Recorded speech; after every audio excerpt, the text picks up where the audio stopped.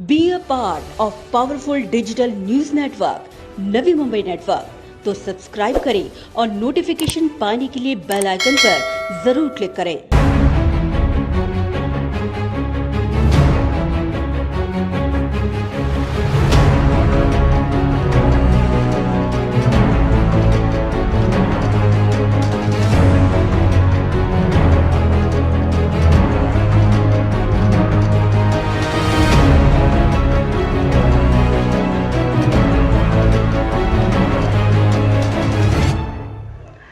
नवी मुंबई में बढ़ता कोरोना का कोहराम और उसे नियंत्रण में लाने की कड़ी चुनौतियों के साथ नवी मुंबई महानगर पालिका आयुक्त का पदभार संभालने वाले अभिजीत बांगर। आयुक्त अभिजीत बांगर ने ड्यूटी संभालने के पहले दिन से ही 24/7 मुहिम के साथ अपनी पूरी टीम को लेकर कोरोना की चेन ब्रेक करने का मिशन अपने हाथों में लेते हुए आज एक के बाद एक महत्वपूर्ण निर्णयों के साथ अपने कदम आगे बढ़ाते जा रहे हैं। नवी मुंबई में एंटीजन टेस्टिंग के साथ अब नवी मुंबई में प्लाज्मा थेरेपी के माध्यम से इलाज करवाने का मकसद लेकर अभिजीत बांगर ने एक एक कदम आगे बढ़ाना शुरू कर दिया है। नवी मुंबई में कोरोना की चेन को ब्रेक करने के लिए अधिक से अधिक ऑक्सीजन बेड और आईसीयू बेड की व्यवस्था करना, लाइफ सेविंग इंजेक्शन की आपूर्ति करना और नॉन कोविड मरीजों के लिए एक्शन प्लान तैयार करना, साथ ही साथ डेथ रेशियो को कम कर धारावी और मारेगांव पैटर्न की तर्ज पर नवी मुंबई में कोरोना से मुकाबला करना आज आयुक्त अभिजीत बांगर और उनकी पूरी टीम का एकमात्र लक्ष्य और मकसद बन गया है। तो चलिए आपको दिखाते हैं नवी मुंबई नेटवर्क की टीम से खास मुलाकात में क्या कहा अभिजीत बांगर ने और क्या है उनके एक्शन प्लान।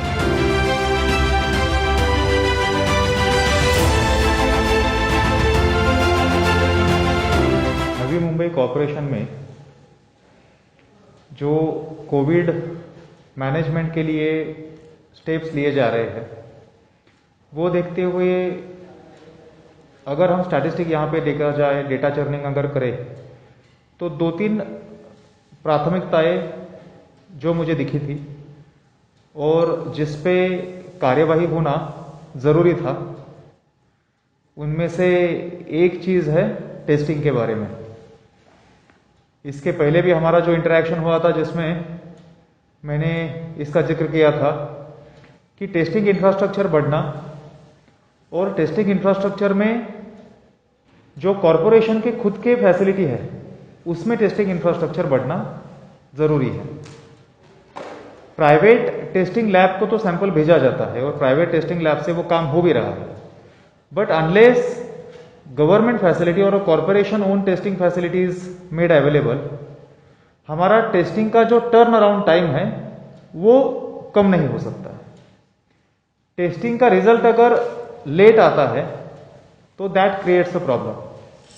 टेस्टिंग अगर हम करने के बाद उसका रिजल्ट आने में देरी होती है तो पॉजिटिव या निगेटिव जो पेशेंट है उसका आगे जो मैनेजमेंट होना जरूरी होता है। For example a person is detected to be positive, तो उसको उसके सिम्टम के आधार पे जो कोविड की फैसिलिटी है उसमें दाखिल करना। अगर ऑलरेडी उसका सिम्टोमेटिक पेशेंट है एंड मोर ओवर उसकी कंडीशन जो है वो मॉडरेट है, सीवियर है, उसके आधार पे जो केयर लेनी पड़ती है उसके लिए उसको उस फैसिलिटी में एडमिट करना, ये एक्शन तुरंत हो सकती है। Early detection is the key, we all know, we keep saying that early detection is the one of the most prominent activities, but early detection में अगर टेस्टिंग का इंफ्रास्ट्रक्चर अवेलेबल नहीं है तो बहुत उसमें लिमिटेशन पड़ते हैं। सो 2 चीजें कॉरपोरेशन की तरफ से हमने पिछले 1 हफ्ते में की है। एक 16 तारीख को हमने एंटीजन टेस्ट एडमिनिस्ट्रेशन शुरू किया। रैपिड एंटीजन टेस्ट के द्वारा जो टेस्ट कोविड की जाती है इसका रिजल्ट इमीडिएट मिल सकता है हमें। इमीडिएट मतलब 30 मिनट में उसका रिजल्ट हमें मिल सकता है और उसकी वजह से एक दिन में ज्यादा से ज्यादा लोगों को हम टेस्ट करना पॉसिबल हो गया है। तो रैपिड एंटीजन टेस्ट 16 तारीख से हमने शुरू की और उसके बाद वो टेस्टिंग अभी बढ़ता ही जा रहा है। Per day we are doing more and more rapid antigen test. Antigen test का स्टॉक हमारे पास अवेलेबल है। To begin with 40,000 antigen test हमारे पास थे, उसके बाद 1 लाख का सप्लाई हम अभी सुनिश्चित कर रहे हैं। So availability of antigen test should not be a problem. इसके लिए जो भी चीजें करनी चाहिए वो कॉर्पोरेशन की तरफ से caution is being taken. Antigen test के अलावा दूसरी इंपॉर्टेंट जो हमारी टेस्ट की फैसिलिटी होती है वो है RTPCR lab. ICMR always says that RTPCR test is a gold standard in case of COVID testing. So RTPCR lab को और आरटीपीसीआर टेस्ट को हम इग्नोर नहीं कर सकते। कॉर्पोरेशन की खुद की आरटीपीसीआर लैब हो, इसके लिए हमने प्रीमाइस आइडेंटिफाई किए। उसके लिए जो मशीनरी लगती है, जिसमें आरटीपीसीआर मशीन है, देन आरएनए एक्सट्रैक्शन मशीन होती है, उसके लिए जो किट्स अवेलेबल होने चाहिए वो किट्स हमने अवेलेबल करके लिए। Orders have been place and I am very sure within next 7 to 10 days we should get the supply. And हमारा आरटीपीसीआर लैब शुरू होने के लिए, सिविल वर्क के लिए जो भी मशीनरी सप्लाई बाद के मशीनरी का इंस्टॉलेशन और कैलिब्रेशन का जो प्रोसेस होता है वो भी हम पूरा कर लेंगे। And after getting permission from ICMR, subject to of course permission of ICMR, we should be in a position to start our own RTPCR lab, और वो फंक्शनल हम कर सकेंगे within next 8 to 10 days। आरटीपीसीआर लैब शुरू होने के बाद I expect in phase 1 our capacity of RT-PCR will be around 500 samples in 24 hours, and second, our capacity in second phase will be increased by further 500. So in all we should be able to do at least 1000 tests on RT-PCR machine in 24 hours। तो अगर RT-PCR का खुद का infrastructure बनता है और उस पर हम 500 से 1000 टेस्ट 24 घंटे में कर सकते हैं, एंड देन एंटीजन की भी हमारी टेस्टिंग शुरू है, ये दोनों मिला के टेस्टिंग काफी बड़े पैमाने पे हम करने के पोजीशन में पहुंच सकते हैं। And most important thing as far as testing is concern, the turn around time for any testing, be it antigen, antigen तो इमीडिएट आ जाता है, but then you totally can't depend on antigen, RTPCR भी जरूरी है। तो turn around time for any testing must never be more than 24 hours, and this is the philosophy with which we are going ahead. हमें 24 घंटे के भीतर कितनी भी कौन से भी टेस्ट का रिजल्ट आना ही चाहिए, और कितनी भी हमारी संख्या बढ़े, we should be in a position to get result of any test within 24 hours. और उसके लिए अगर हमारा लैब का ऑगमेंटेशन करना पड़े तो वो भी करने की तैयारी कॉर्पोरेशन की तरफ से हमने रखी है।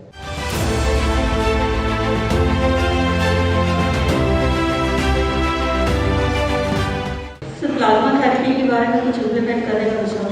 Plasma therapy has been successful in many places, and even corporation का जो हमारा खुद का अस्पताल है, as well as there are private hospitals in Navi Mumbai area, वहां पे भी हम प्लाज्मा थेरेपी इंप्लीमेंट करने के बारे में सोच रहे हैं। We are in contact with doctors who are administering plasma therapy in Mumbai, and we seriously are thinking about starting it in Navi Mumbai.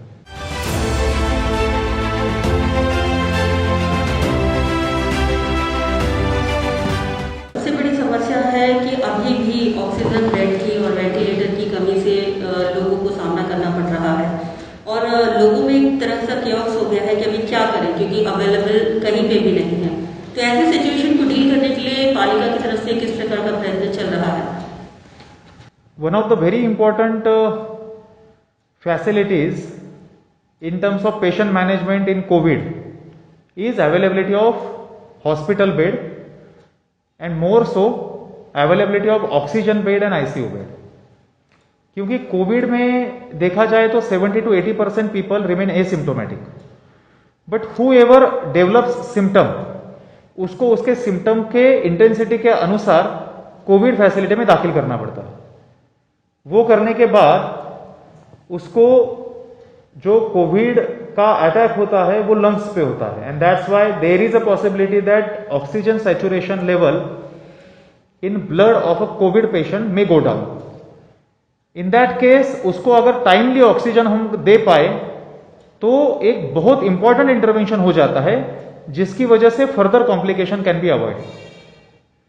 Now it is a common knowledge among doctors as far as clinical management of COVID patient is concern, अगर time पे हम oxygen administer कर सके, first of all a patient should be admitted in facility on time after detection, and SpO2 should be checked from time to time so that we are aware within time कि अगर किसी का SpO2 drop हो रहा है और oxygen saturation अगर कम होता है और उसको टाइम पे ऑक्सीजन दिया जाए तो that is a very very important intervention जिसकी वजह से फर्दर कॉम्प्लिकेशन हम अवॉइड कर सकते हैं.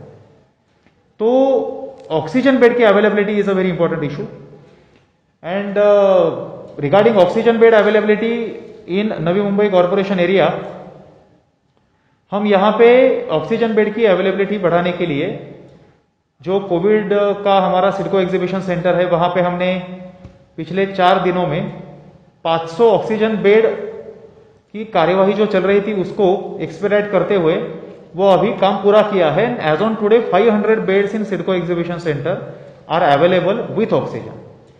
बचे हुए 500 बेड जो है वो जो सादे बेड है, सिंपल बेड है, उनको भी ऑक्सीजन पे कन्वर्ट करने का हमारा प्रयास रहेगा. वो भी कार्यवाही इमीडिएटली शुरू की जाएगी. Moreover we are trying to identify 2-3 more facilities, new facilities, जहां पे purely oxygen bed, all beds in those facilities will be available and will be totally be converted on oxygen. तो इमीडिएट हम कह सकते हैं कि अगले 3 से 4 हफ्तों में we are trying that additional 1000 oxygen beds at least should be made available, if needed more, but availability of oxygen bed is very important. Second is ICU bed. अगर दुर्भाग्य से कोई पेशेंट सीरियस होता है, किसी की कंडीशन क्रिटिकल बन जाती है, तो उसको आईसीयू बेड मिलना और वो भी टाइम पे मिलना बहुत इंपॉर्टेंट होता है. तो आईसीयू बेड एंड वेंटिलेटर की availability is a very important issue. उसमें भी हमारा प्रयास है कि 2 अप्रोचेस हमने रखे हैं. See ICU is a very technical thing and ICU bed में सिर्फ बेड की अवेलेबिलिटी ये हमारा सोल्यूशन नहीं हो सकता. बेड अवेलेबिलिटी के साथ वहां पे हमें मैन पावर देनी पड़ती है and more over not just ordinary man power, skill man power, experience man power. Because ICU में जो पेशेंट होता है वो क्रिटिकल पेशेंट होता है. अगर एक्सपीरियंस आदमी है तो वो उस पेशेंट को अच्छी तरह से हैंडल कर सकता है. सो हमारी पहली प्राथमिकता है कि जो एग्जिस्टिंग हॉस्पिटल्स हैं, इसमें प्राइवेट हॉस्पिटल भी है, इनमें आईसीयू बेड की अवेलेबिलिटी कैसी बढ़ाई जा सकती है. So we are in a communication with private hospital and we are trying to make as many ICU beds available in those private hospitals as possible. उसके अलावा जो हमारे हॉस्पिटल है उसमें भी हम ICU बेड बढ़ाने की कोशिश कर रहे हैं. सो इसमें मेरा प्रयास है कि इन फेज 1 एटलीस्ट 200 मोर ICU बेड्स और सेकंड फेज में फर्दर 2 to 300. सो कम से कम 400 से 500 ICU बेड हमें बढ़ाने की जरूरत है. आईसीयू बेड में 2 हमारे चैलेंजेस है. एक resources, because development of a ICU hospital is a very expensive matter and we need to make funds available which we certainly will do. And second, उसको टाइम जो लगता है, क्योंकि ऑक्सीजन बेड का काम बहुत फास्ट हो जाता है but ICU takes somewhat more time. तो वो भी टाइम जितना शॉर्ट कर सके, स्क्वीज कर सके by making machinery work on a 24/7 basis, वो हम कोशिश कर रहे हैं. But I am very sure कि ऑक्सीजन बेड और आईसीयू बेड की अवेलेबिलिटी भी आने वाले दिनों में और वेंटिलेटर की अवेलेबिलिटी भी बढ़ जाएगी.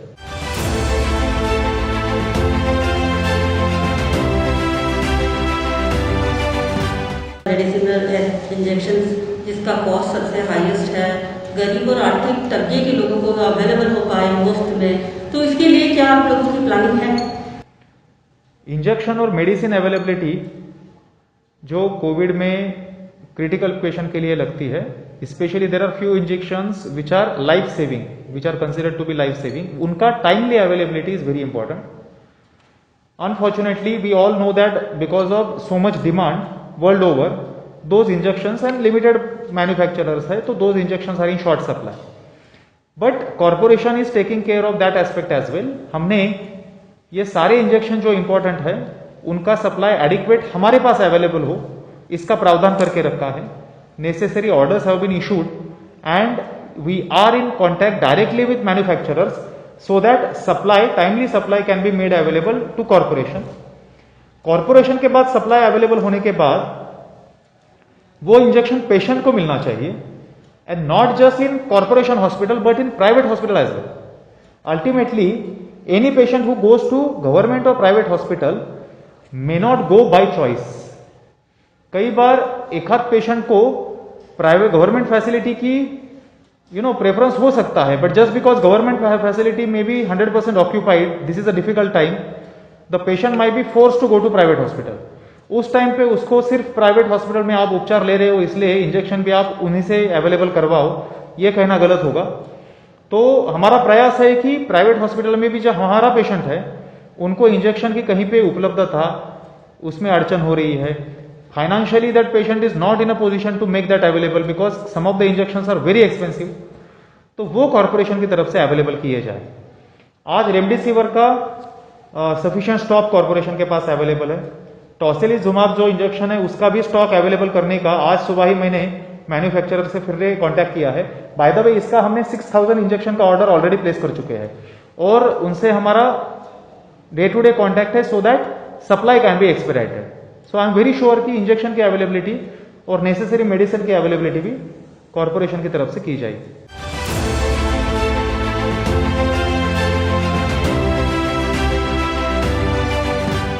चूंकि मॉनसून पीरियड भी है तो ऐसे समय पे जो नॉन कोविड पेशेंट्स हैं उनको दिक्कत इलाज में ना आए उसके लिए आपने क्या प्लान करके रखा है, क्योंकि ऑलमोस्ट सभी सरकारी अस्पतालों के बेड तो फुल ही।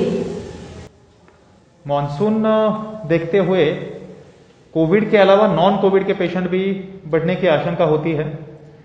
कई डेंगू के पेशेंट भी हमें देखने को मिले हैं। तो प्राइवेट हॉस्पिटल में हमने कैटेगरीज करके रखी है कि कौन सा hospital is designate to be a COVID and then there are many hospitals which are designate to be non COVID hospital. और नॉन कोविड हॉस्पिटल में भी डॉक्टर की अवेलेबिलिटी, मेडिसिन की availability, this issues are being taken care of. Simultaneously जो corporation के hospital है उसमें भी नॉन कोविड फैसिलिटीज जो है, कल ही मेरी वीडियो कॉन्फ्रेंसिंग द्वारा सारे मेडिकल ऑफिसर्स और हॉस्पिटल के डॉक्टरों के साथ एक मीटिंग हुई जिसमें यह मुद्दा हमने चर्चा किया है कि नॉन कोविड के फैसिलिटीज भी हमें गियर अप करनी चाहिए, क्योंकि बारिश को देखते हुए जो बाकी बीमारियों के पेशेंट आते हैं उनको भी टाइमली हमें सेवा वहां पे उपलब्ध करवाना बहुत जरूरी है। तो non COVID hospitals are also being geared up to cater to patients of non COVID elements.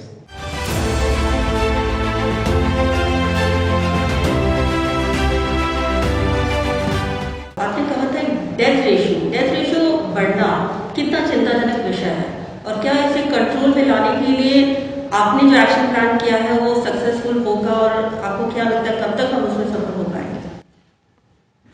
Death ratio Covid management में सभी लोगों की पहली प्राथमिकता होनी चाहिए।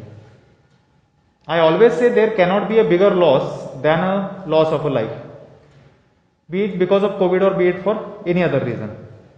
Especially in a situation like COVID in which because of this pandemic, अगर unfortunately कुछ लोगों की कंडीशन सीरियस हो रही है and unfortunately some people are even dying, that is a very unfortunate thing and we should do whatever we can in order to bring that death rate down.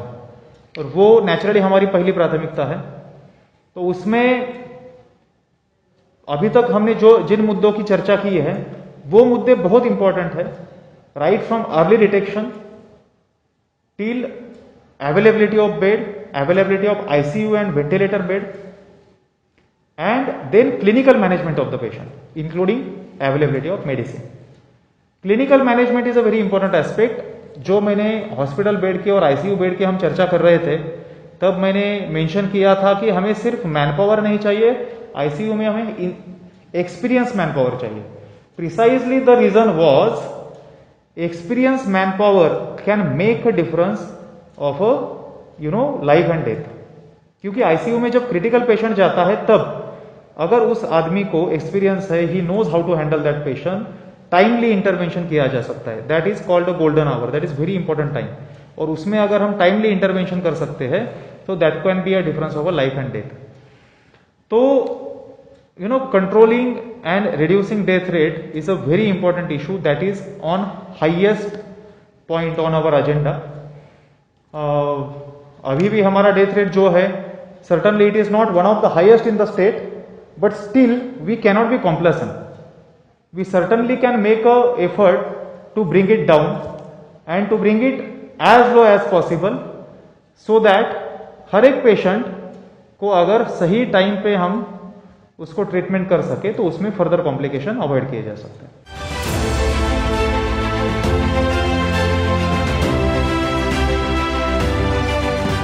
लेकिन अगर हम बात करें तो 1 साल से 10 साल की उम्र के जो बच्चे हैं वो भी ज़्यादा पाए जा रहे हैं। अगर हम लोग ये 15 दिन का पूरा आंकड़े देखें तो आपको क्या लगता है इसके पीछे क्या रीजन हो सकता है? इन्फेक्शन का स्प्रेड जो है वो स्प्रेड सारे पॉपुलेशन में हमें दिखने को मिल रहा है। Now there are so many aspects to it. अगर एज वाइज डिस्ट्रीब्यूशन देखा जाए तो जो बच्चे होते हैं उनमें अभी तक इन्फेक्शन का स्प्रेड बहुत ज्यादा हमें देखने को नहीं मिला था, but we certainly cannot say कि उनको वो होगा नहीं। Ultimately whoever gets exposed to virus is at a risk of catching that infection. And suppose within a family somebody is positive, उस घर में अगर बच्चा है कोई और नेसेसरी प्रिकॉशन नहीं ली जाती है या फिर उस आदमी को पता भी नहीं चलता है कि that I am positive, and then बाकी जो हमें प्रिकॉशन लेने की जरूरत होती है वो अगर नहीं ली जाती है, then those kids are also expose and then this unfortunate situation might arise that kid might turn positive. तो ये अवेयरनेस बहुत जरूरी है। सिर्फ बच्चों की बात नहीं है, बच्चे हैं as well as senior citizen है एंड कोमॉर्बिड लोग हैं। कोमॉर्बिड मतलब हाइपरटेंसिव हो सकते हैं, diabetic, cancer patient, TB patient type. This is the section of population they need to be very aware. बच्चों के बारे में बच्चों का अवेयरनेस से ज्यादा उनके पेरेंट्स जो है they need to protect their kids. They need to do whatever they can in order to protect and keep some distance from other people. Senior citizen को प्रोटेक्ट करने के लिए सो दैट वो बाहर ना जाए। It is all about taking precaution. एक बार इन्फेक्शन होने के बाद how that body responds is a different issue. Clinical management भी एक अलग मुद्दा है। बट हम जब ब्रेकिंग द चेन की बात करते हैं, how to break chain of infection, तब प्रिकॉशनरी मेजर बहुत इंपॉर्टेंट रहता है। यही मैं कहूंगा कि बच्चों के बारे में as well as senior citizen के बारे में it is a responsibility of every family member to protect their kids as well as to protect their senior citizens so that further complications can be avoided.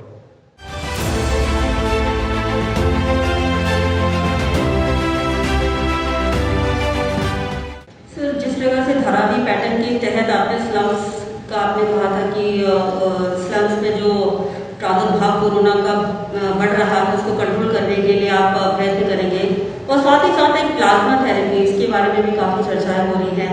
तो इन दोनों मुद्दों को लेकर आपका क्या विचार है, किस प्रकार से इम्प्लीमेंट करेंगे इसको धरातल पर? धारावी में बहुत अच्छी तरह से उन्होंने कोविड का मैनेजमेंट किया and we all are seeing results and it has been a kind of success story which needs to be replicated everywhere. वहां से एक्शन पॉइंट हमने भी लिए हैं, जो एक्सटेंसिव स्क्रीनिंग, अर्ली डिटेक्शन, उसमें participation of corporation manpower, participation of general physician जो private practitioner होते हैं, और बहुत बड़े पैमाने पे उन्होंने जो अवेयरनेस ड्राइव लिए थे। And we must give credit to people of Dharavi as well कि जिन्होंने बहुत अच्छी तरह से पॉजिटिवली उसमें रिस्पॉन्ड किया। नॉट जस्ट धारावी, मालेगांव का भी अगर हम एग्जांपल देखें तो Malegaon used to be a very big hotspot and today's update like today and yesterday there wasn't even a single case reported in Malegaon. So there are example जहां पे उन्होंने बहुत सिस्टमेटिक प्लानिंग किया एंड मोस्ट इंपॉर्टेंटली लोगों ने बहुत positively respond किया। Ultimately everything boils down to response of the people. I am not saying कि रिस्पॉन्सिबिलिटी ऑफ कॉर्पोरेशन और responsibility of police and administration is less. The first responsibility lies with administration, but then it doesn't end there. जब तक लोगों का वहां पे active participation नहीं है, and what do you mean by active participation, we need to be aware कि इसको कैसे रोका जाए, और इसको रोकने के लिए जो करना है, मैं खुद को प्रोटेक्ट करूंगा, मेरी फैमिली को प्रोटेक्ट करूंगा, मेरे दोस्त मेरे फ्रेंड्स है उनको प्रोटेक्ट करूंगा, मेरे कलीग्स है, वर्क एनवायरमेंट है, मेरी सोसाइटी है। Every citizen should think in this way so that this positive energy is created and this message is spread in such a big way कि वो एक मूवमेंट बन जाती है। When every citizen is aware कि Covid को रोकने के लिए मैं क्या कर सकता हूं, इसको रोक लगाना बहुत ईजी हो जाता है. And then that particular effort is reinforced by efforts taken by administration as well. ये दोनों चीजें जब एक साथ होती है तो हमें रोकना बहुत ईजी हो जाता है. अगर सिटीजन कर रहे हैं, एडमिनिस्ट्रेशन कुछ नहीं कर रहा तो नहीं होगा. While if administration is doing whatever they can but citizens are not very much actively participating, तब भी रिजल्ट नहीं आएगा. सो धारावी है, मालेगांव है, इन पैटर्न में हमें यही दिखता है कि एडमिनिस्ट्रेशन की तरफ से बहुत स्ट्रैटेजिकली और फील्ड पे उतर के उसका इंप्लीमेंटेशन किया गया. And citizens reciprocated in the similar way, and that is by with in a short duration of time they could achieve such big success. We have drawn action points from these models और हमारी नवी मुंबई महानगर पालिका area में भी हर जगह पे उसका implementation करने की हम कोशिश कर रहे हैं.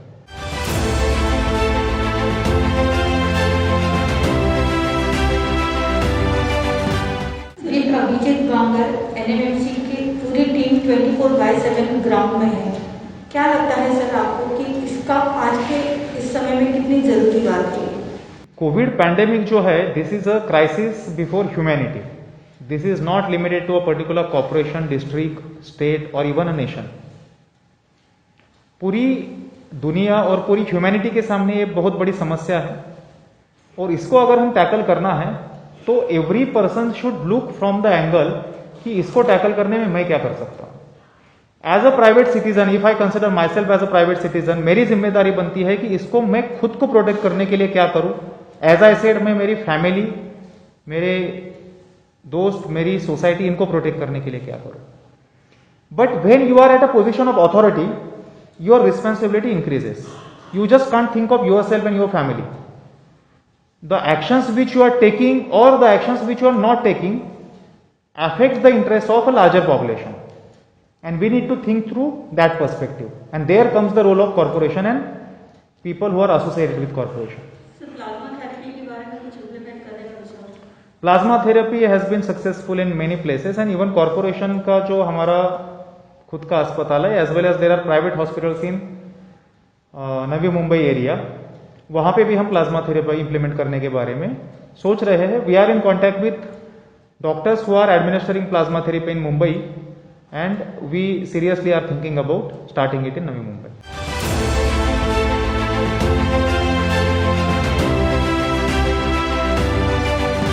स्कूलों का सबसे बड़ा मुद्दा है और बहुत भारी भरकम फीस वसूली जा रही है आज भी प्राइवेट स्कूलों, और लोगों में भी ऑनलाइन एजुकेशन को लेकर अभी भी असमंजस में है. तो इस मुद्दे पर आपने क्या कहना चाहेंगे पेरेंट्स को, और आपने किस प्रकार की प्लानिंग करेंगे इसमें? स्कूलों के बारे में स्कूल एजुकेशन डिपार्टमेंट की तरफ से काफी सारी सूचनाएं दी गई हैं. फिर भी कुछ प्राइवेट स्कूलों के जरिए एग्जॉर्बिटेंट चार्जेस लगाने की, रेट लगाने की बात कंप्लेंट्स के जरिए सामने आई है. We have taken serious cognizance of that. We are issuing a circular, general circular, instructing all private schools to keep themselves away from engaging into this kind of activities, and wherever ऐसी complain हमारी पास आई है उसको हम investigation करके we are taking the strictest possible action.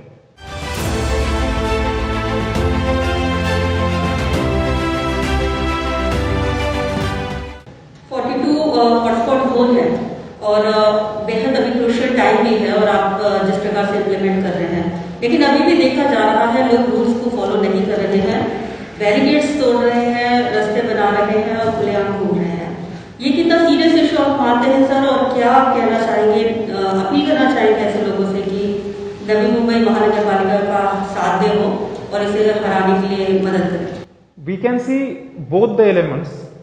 I would not say कि लोग फॉलो नहीं कर रहे हैं. There is a larger section of population who are very much aware, और जो पूरा सहकार्य कॉर्पोरेशन को कर रहे हैं, जिनको पता है कि हमें कॉर्पोरेशन के साथ एकजुट से काम करना चाहिए so that we can defeat Covid.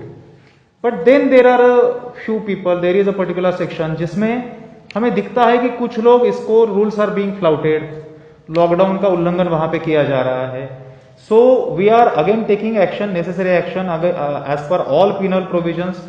We are in communication with police authorities as well, and even police authorities have assured us that strictest possible action would be initiated against them. We need to deal with these elements as well, because when 90% of the population is obeying all the rules, and by the way obeying in a sense following self discipline मैं कहूंगा, because rather than obeying a particular rule, following self discipline is the most important way out in tackling Covid. तो 10% अगर कहीं पे कुछ कम ज्यादा कर रहे हैं तो उनकी वजह से safety of larger population should not B threaten, तो उनको उस तरह से डील करना जरूरी होता है। लोगों को मैं कहना चाहूंगा कि लोगों के साथ अगर प्रशासन काम करे और लोगों ने इसमें प्रशासन का जो भी एफर्ट है उसमें सेल्फ डिसिप्लिन के जरिए पॉजिटिवली रिस्पॉन्ड किया तो कोविड को हराना बिल्कुल पॉसिबल है। हमने देखा है मुंबई में धारावी है, मालेगांव है, there are so many examples around जहां पे हमने देखा है कि they have been successful in managing this crisis. तो मेरा विश्वास है कि नवी मुंबई की जनता बहुत सजग है, अभी तक बहुत अच्छी तरह से उन्होंने रिस्पॉन्ड किया है and I expect the same. आपसे सहकार्य रहेगा तो हम दोनों मिलकर बिल्कुल इस समस्या का सामना कर सकते हैं।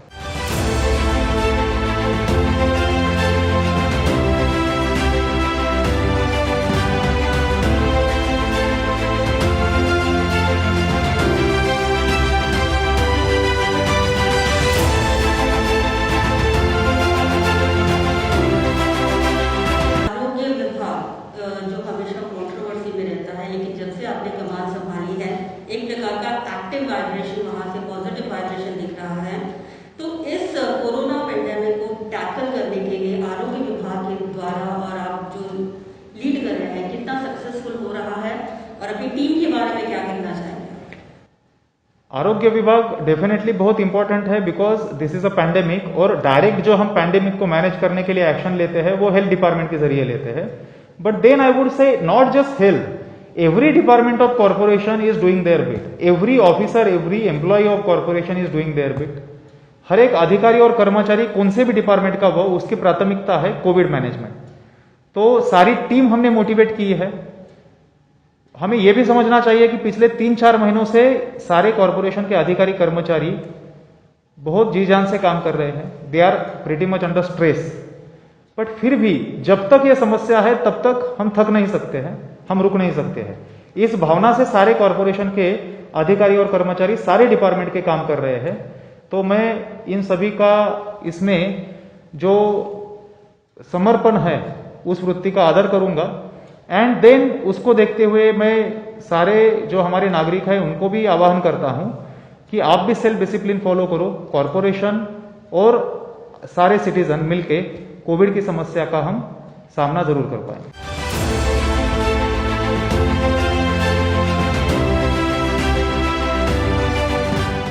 सर, नवी मुंबई के बारे में आप क्या कहना चाहोगे? आयुक्त के पद पर आप विराजमान हो, एक बड़ी जिम्मेदारी आपके है। नवी मुंबई शहर के बारे में आपकी क्या ओपिनियन है? नवी मुंबई बहुत सुंदर शहर है, स्वच्छ शहर है। हम नवी मुंबई के बारे में जब भी पहले सुनते थे, सबसे पहला मुद्दा जो हम सुनते थे स्वच्छता के बारे में सुनते थे, और यहाँ आने के बाद वो मेरी भावना जो है और वृद्धिंगत हो रही है।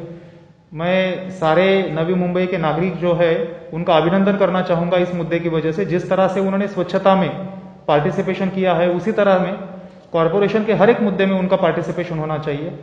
On behalf of corporation as a commissioner I guarantee the best service and transparent administration to the citizens of Navi Mumbai।